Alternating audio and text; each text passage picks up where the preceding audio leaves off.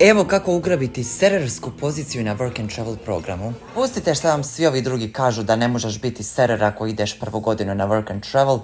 Nemojte se sekirati, Amerikanci su toliko smotri da oni uopće ne znaju prepoznati, ali vi imate iskustva ili ne. Dovoljno je da samo kažete da ste iz Hrvatske, da imate radnog iskustva u hotelu, jer je Hrvatska zaista ovdje popularna i svi znaju za Hrvatsku. Ono što morate znati je samo pričati engleski dobro, zvučat kao da ga zaista znate pričati. Ja evo, ne bih rekao da znam ga savršeno, ali Bože moj, znam se snaći. Morate biti uporni, morate dosađivati, morate se izboriti za serersku poziciju. Ja sam ove godine na Rhode Islandu, po prvi put promijenio sam mjesto, sve mi je nepoznato.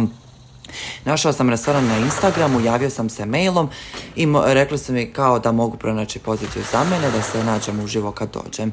I došao sam i prosto oni mene krenuli trenirati za nešto drugo za što se mi nismo dogovorili.